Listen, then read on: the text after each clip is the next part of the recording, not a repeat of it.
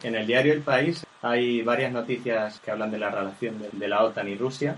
La primera de ellas está firmada por Lucía Avellán, que es la misma periodista que confundía inmigrantes y refugiados, que hemos hablado anteriormente.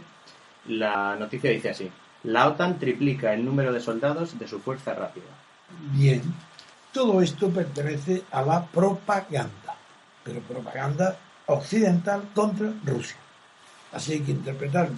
En primer lugar, esta periodista, que ya metió la pata no aclarando bien el tema de los refugiados y de los inmigrantes, aquí vuelve a hacer lo mismo. Ella empieza a hablar como si ella fuera alguien o algo o supiera de algo. Hay que haber avanzado muchísimo leyendo todo el artículo para que nos enteremos que nada menos que se trata de una entrevista que hace ¿a quién? Pues nada menos que el secretario general de la OTAN, Jens Stoltenberg. Entonces, claro, tiene muchísima importancia, porque no se trata de periodista ninguna, sino que declara el secretario general de la OTAN. ¿Qué es lo que declara? Vamos a verlo. Esto tiene ya la importancia de la fuente, que es la propia OTAN. Dice que desde que Rusia invadió Crimea, la OTAN, eso dice la periodista, se plasmó ayer la nueva era en un conjunto de decisiones destinadas a contener a Moscú. Conjunto de decisiones. Aquí ya no hay opinión ninguna, ¿es verdad? Pues no dice de quién ni qué la hace. Empieza así. Los ministros de defensa de la Alianza Atlántica decidieron triplicar el número de soldados incluidos en la llamada Fuerzas de Acción Rápida. Se sabe literalmente qué significa: para actuar de urgencia en los países que reclame la necesidad de ellos, y para ello han decidido incrementar la dotación, que actualmente son 13.000 miembros, a 40.000, es decir, 27 tantos mil. Claro que es un número considerable para la OTAN y para la distribución en todos los países vecinos de Rusia, prácticamente insignificante, pero es muy significativo la importancia que aquí se le da en España a estas noticias, porque el principal elemento y el más novedoso es eso que he hablado de la punta de lanza, que está formada por unos 5.000 soldados, que se pueden desplegar rápidamente en pocos días. Bueno, 5.000 soldados figurados. ¿Por qué tiene interés para nosotros? Porque España va a tomar el mando de esta operación de la punta de lanza en enero de 2016, que está enseguida. Dentro de 6 meses España, por eso se le da esta importancia, que tampoco da mucho, porque después es una sola columna la que habla del tema. Pero dice la periodista esta, que no sabe escribir, como antes dijimos: la OTAN ha decidido realizar un análisis minucioso de las amenazas vertidas por Rusia. Que ha decidido un análisis minucioso de las amenazas vertidas por Rusia. ¿Cuándo ha vertido Rusia amenaza alguna contra la OTAN? Amenazas vertidas significa amenazas, no deducciones de aumento de tropas, de despliegue de armamento, que puede inducir a que hay una amenaza encubierta. No. Vertir amenazas. Eso es una mentira de la periodista. Eso no tiene derecho un periódico a tener periodistas tan irresponsables. Amenaza vertida, cualquier cosa. Después de decir eso, que es su opinión, que es mentira, añade, ya entre comillas, ya no es la periodista, ahora ya es el secretario general, que no ha dicho todavía qué es, pero el que habla ahora es el secretario general de la OTAN. Dice: estamos evaluando cuidadosamente la actitud nuclear de Rusia, incluida la retórica. Esto es una novedad para mí, por lo menos, porque yo es la primera vez que veo en un secretario general de una organización puramente militar que analice cuidadosamente no la relación de fuerzas militares de combate o de defensa, es igual, fuerzas militares, armamentos y de recursos militares, contingentes desplegados, eso es lo normal, no. Pero es que ahora veo que está incluida en esa evaluación la retórica. La retórica es antiguamente función de la diplomacia. Eran los embajadores los que tenían que decir cuando un asunto era verdadero, cuando otro asunto era mera propaganda, obedecía la retórica. Por ejemplo, quiero contar algo que no tiene nada que ver con el tema militar, pero que se ve lo que son los embajadores. En el Renacimiento italiano, el duque de Mantua manda a su embajador, Suardi, que vaya de Mantua a Siena donde estaba el escultor Donatello, que había huido, se había escapado de Florencia huyendo de los Médicis, cosa que nadie, ninguna historia del arte lo dice, pero yo lo averigüé, encontré la fuente y lo tengo publicado. Bien, y Suardi, el embajador del duque de Mantua, que era un Gonzaga, de la familia española de los Gonzagas, de Valencia, pues se entrevista con Donatello en Siena y manda una carta, Suardi, a su jefe, al duque de Mantua, diciendo: he visto a Donatello y le he transmitido el deseo del duque de Mantua de que Donatello se traslade a Mantua para terminar el arca de San Andrés. Lo dejó Donatello iniciado y no lo terminó. Bien, y me ha dicho que sí, que está dispuesto a ir, pero que tiene antes que vender unas cosas de mucho valor, entre ellas una obra en bronce, que es San Juan Bautista pequeño, y que es nada menos que el retrato de Lorenzo de Médicis, y que he tenido yo la fortuna de descubrir, y tengo un libro publicando todo lo que digo. Bien, a lo que voy. El diplomático Suardi le dice: Donatello pide por esta escultura de bronce una cantidad, y en la carta pone 2 ceros, porque no se sabe si hay más, porque está deshecho, y añade: no sé si lo hace porque es el valor real o para presumir, para levantar, para darse importancia de que tiene una cosa de mucho valor. Eso es retórica. Esa es la función de la diplomacia. Y la diplomacia tenía que averiguar si era verdad lo que decía Donatello o era una chulería para ver si obtenía mayor precio. Esa era la función de la... Y lo mismo pasaba con la diplomacia, nada menos que los tiempos modernos, en tiempos de Napoleón o de Napoleón III, Eugenia de Montijo. ¿Sabéis quién es? Una granadina, se casa con Napoleón III, sobrino de Napoleón I, Bonaparte. Napoleón III, elegido presidente de la República, él da un golpe de Estado con Morny, con una pistolita. Morny retiene unas noches, unos minutos, unas horas al ministro del Interior para que se produzca nada menos que la transformación de la República en imperio. Ese fue el golpe de Estado más rápido, menos sangriento y menos costoso que se ha hecho en la historia. Una pistola, el ministro del Interior sentado en su casa, el duque de Morny enfrente, sujetando lo que no se moviera hasta que estuviera anunciado que era en verdad. Bien, la tal María Eugenia, esa granadina paisana mía, yo visité de joven su casa porque yo tenía ya mucho interés, cuando estaba en el bachillerato, yo tenía mucho interés por la historia. Y claro, María Eugenia es una de granadina, que vivió en la calle Alhóndiga, al lado de una iglesia, así que yo pasaba por allí para ir al colegio, pues entré en la casa, la visité. Era la mujer de Napoleón III, y era su mujer porque su madre era muy lista, la madre de María Eugenia. Y Napoleón III se enamoró de María Eugenia y quiso acostarse con ella como es natural, porque en todas las épocas, cuando uno se enamora de una mujer, quiere acostarse con ella. Y da lo mismo si era emperador o un betunero. Pero su madre era muy lista y no dejó que le tocara un pelo. Y le puso como condición: para ello tiene que casarse con ella. Y como estaba enterado, se casó. Bien, tan enterado estaba que llega la crisis de España. Ella está en París, reina, y en España se produce la crisis de 1700, de la sucesión al trono de España, de la guerra de secesión. No, perdón, que me he confundido de año. Se produce la tensión por el nombramiento, una tensión internacional, porque muerto sin descendencia ya la dinastía, y se produce un vacío en el trono de España, y Austria quiere nombrar a don Carlos, a un descendiente de don Carlos, mientras que Francia quiere poner con Borbón. Eso fue la guerra del 14, que es la que yo creía. Y ahora la novedad es que cuando se produce la sucesión al trono de España, pues Alemania, el canciller alemán, propone un candidato, y Napoleón III y María Eugenia tienen otro, y María Eugenia le exige a su marido, a Guillermo, al emperador, le imponga que renuncie al candidato alemán.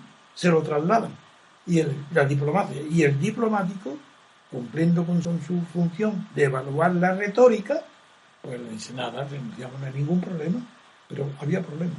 Pero la retórica falló, porque al enterarse María Eugenia que había dicho que sí, que lo retiraba al candidato para el trono de España, le dice a su marido: sí, pero no lo ha asegurado, que lo diga por escrito. Amigo, esa imprudencia no fue evaluada por la retórica antidiplomática. Y el telegrama que le pone el emperador de Francia al alemán para decirle que le ponga por escrito la renuncia al candidato, lo recibe en una cervecería de Berlín, cuando estaba con Moltke, y el emperador Guillermo con el mariscal, el jefe del ejército, que era Moltke. Lee el telegrama y le dice a Moltke: me exigen que lo pongan por escrito. Y dice Moltke: pero eso exigen la guerra. Y dice: pues la tendrán. Guerra de franco-prusiana, derrota de Napoleón III y de María Eugenia, huida, pérdida, comuna, revolución, cambio de destino, Segunda República Francesa. Todo esto causado, ¿por qué? Por la retórica que falló de los diplomáticos. Sabéis, siempre que tengo la vocación de instruir, enseñar, relacionar unos acontecimientos con otros, para ver la importancia que tiene la retórica. Ahora no, la retórica la hacen ¿quién? Los militares, los figurados. La OTAN van a evaluar la retórica, no las armas, sino la retórica. ¿Y la retórica de quién? ¿La retórica de los militares rusos o la retórica de Putin? ¿O la retórica del ministro de Asuntos Exteriores? ¿Qué retórica? ¿No veis? Todo es propaganda, mentira y su falsedad, superficialidad. Eso en cuanto a la OTAN. Porque el despliegue de lo demás es lo de menos. No voy a hablar ahora. Que claro que ahora despliegan unas 40 personas por país la OTAN. En respuesta a esa retórica, esos conocimientos tan extraordinarios que tienen de cuáles son las ambiciones y las amenazas de Putin, que está temblando el mundo porque va a iniciar otra guerra fría posiblemente, pues responde la OTAN diciendo que en Polonia, Rumanía, Bulgaria, Estonia, Letonia y Lituania van a poner 40 personas más, cada uno. Qué grave debe ser la situación. Para que la retórica deduzca de aquí que esto no puede tolerarlo. Tiene que armarse para poner con ese aumento de soldados, contrarrestar los informes que tienen y la retórica que les descubre el peligro tan inmenso que está corriendo frente a Rusia. ¿Y qué tenemos de Rusia? A ver, ¿cómo respondemos a esto? Hay noticias también, sí, hay ¿verdad? una noticia en la misma página, en la página 4 del País. Es una entrevista que le hacen a Alexei Arbatov y el periódico El País lo denomina experto en defensa. Realmente tenemos que meternos dentro del cuerpo de la noticia para saber que este hombre es el director del Centro de Seguridad Internacional en el Instituto de Economía Mundial y Relaciones Institucionales, IMEMO, de la Academia de Ciencias de Rusia. Es decir, que sus palabras son iguales que si las pronunciara Putin. Y esto no se dan ni cuenta que, bueno, pues es el colmo. Pues bien, ¿qué dice este experto? No es ningún experto. Este es el cargo político directo de confianza de Putin en el asunto nada menos que estamos hablando. Bien, este hombre, y que tiene esa representación tan grande, dice, entrecomillado, que para invadir Rusia habría que colocar 40.000 tanques y otro equipo pesado a lo largo de nuestra frontera. Empieza a poner en ridículo la amenaza, que no la hay. La amenaza de Occidente, de OTAN. ¿De qué nos estáis asustando? Pero si yo sé, si para invadirnos tenéis que tener 40.000 tanques en nuestra frontera, ¿dónde están? La gravedad del caso está en el cambio de tendencia, claro, como no pueden hacer otra cosa, después de lo de Crimea. La ampliación de la OTAN hacia el este no iba acompañada de la instalación de armas. Y el acta fundacional, esto es importantísimo, lo que voy a decir ahora, del Consejo OTAN-Rusia de 1997, dice lo que yo ya aquí muchos días he expresado, que no se establecerán contingentes significativos en ni un lado ni a otro de las fronteras rusas. Si lleváramos nuestra flota al Caribe, dice el principal cargo de la estrategia rusa, si lleváramos nuestra flota al Caribe o instaláramos tanques en Cuba, Estados Unidos lo consideraría una amenaza, aunque esa flota no podría hacer nada serio, pero era una amenaza. Bien, pues eso pasa, y este hombre analiza lo que está poniendo en ridículo, pero completamente con cifras en la mano, con armamento, en ridículo, que se tome por parte de la Unión Europea o de Estados Unidos, que tomen, Estados Unidos no, Estados Unidos es una propaganda, pero la Unión Europea toma en serio la amenaza rusa. ¿Por qué? ¿Porque ha invadido Crimea? Primero no ha invadido, segundo, es suya, es rusa. Y como yo eso lo vengo analizando desde hace más de un año, Ahora tengo la satisfacción que incluso en los estudios españoles ya hay un informe de unos que se llama Alternativas sobre Rusia más europea para una europea más segura, donde reconoce ya muchas de las grandes conclusiones que se derivan de mis informes durante un año, de mis análisis, porque yo informe no tengo, pues un informe es que sí tengo datos, yo lo que he hecho es análisis, y en esos análisis ahora dicen ya que el conflicto en Ucrania, origen del mayor deterioro de las relaciones Occidente-Rusia, es dicen alternativas español, un inaceptable foco de inestabilidad para la Unión Europea y exige renovar la estrategia europea hacia Rusia, porque habla de los errores. La nueva estrategia tiene que responder a intereses y valores de la Unión Europea, evitando que se repitan los errores cometidos en la crisis de Ucrania. Es decir, ahora resulta que en España Alternativa viene un año después a darnos la razón, como han hecho la Cámara de los Lores, y como cada vez es más evidente que lo sabe todo el mundo, que Putin está agredido y que es natural que si está agredido Putin se defienda ¿cómo lo agreden a Putin? Por un lado, con retórica, porque esas armas, esas 40 personas en cada país no van a hacer daño, pero pertenece a la retórica. Pero tiene la ventaja Putin, que no es un tonto, y este tampoco, no le da la menor importancia. Y entonces ellos mismos dicen, pero si nosotros mismos, dice Rusia, si no podemos utilizar los misiles que tenemos en Ucrania, porque la fábrica que fabrica los misiles pesados rusos se fabrican en una empresa llamada Yuzhmash, que está en Dnipropetrovsk, en Ucrania. Dice el propio ministerio, como si estuviera hablando Putin. Dice, nos quedan 50 misiles en activo, con 500 cabezas nucleares, claro, lo que es una tercera parte de nuestro potencial estratégico. Y añade, vamos a tener que quitarla. ¿Por qué? Porque los técnicos de Ucrania, de Yuzhmash, llegaban a Rusia cada año para la revisión de fábrica. Y como eso ya no se hace, han dejado de venir y los rusos no pueden revisar los misiles que están en Ucrania y no sabemos cuánto tiempo pueden funcionar, han tenido que prescindir de ellos. ¿Y qué están haciendo? Desmontándolos. Sí, esos 50 grandes, que eran los que tendrían que albergar a las 500 cabezas nucleares, lo están desmontando. Todo esto revela la mentira tan grande sobre el peligro ruso. No hay ninguno, militar ninguno.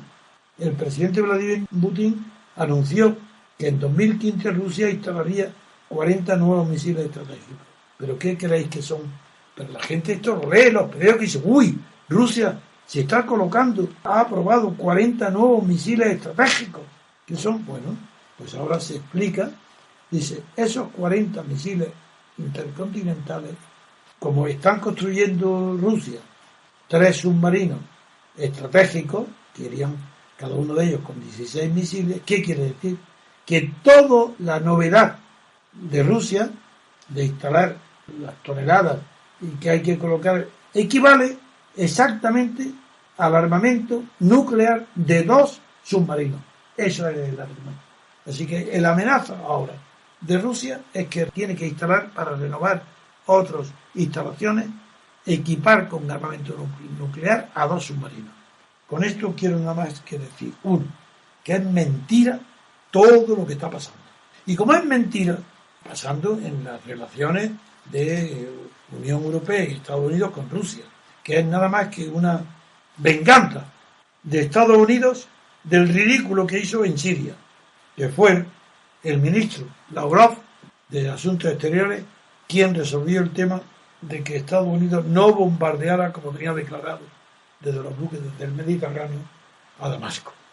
Y puso en ridículo a Estados Unidos porque bastó a este ministro de Asuntos Exteriores captar una broma, sí, una ironía que se hace muchas veces en la vida corriente, cuando le comunican el ministro de Asuntos, el jefe del Departamento de Estado de Estados Unidos, este larguirucho que ahora el pobre ha tenido un accidente de automóvil y también lo compadezco. John Kerry. Sí, porque yo sé que tendrá dolores como en la pierna. Pues cuando le dicen, pero comunica que Estados Unidos está decidido a bombardear 100% sin ninguna, le preguntan, en todo caso, sí, y incluso aunque retire las armas de armamento químico, entonces, hombre, en ese caso no. Pues bastó esa frase imprudente para que Estados Unidos tuviera que comerse toda la amenaza del interior. Ese ridículo no lo perdonan. ¿Y ahora qué quiere?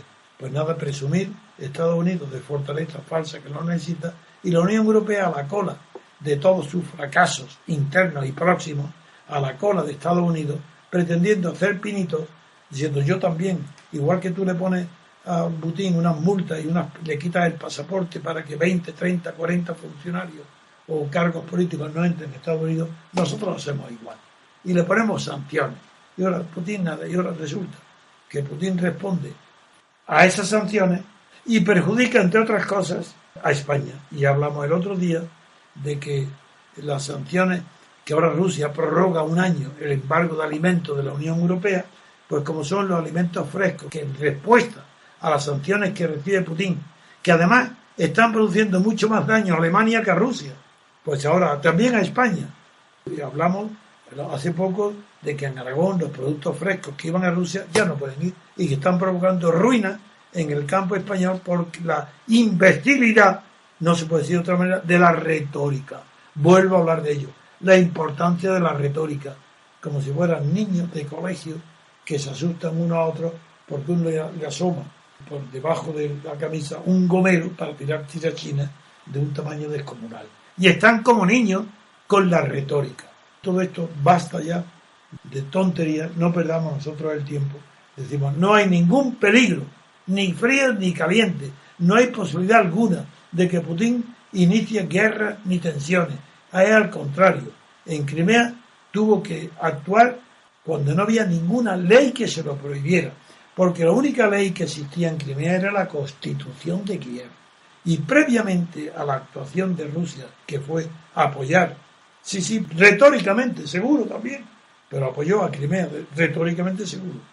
Bueno, pues lo que había era una constitución en Kiev que fue derribada, derrocada por un partido clandestino que se llamó de Suecia, donde se integraron los fascistas y nazis financiados por la Fundación Adenauer y por otra fundación republicana de Estados Unidos.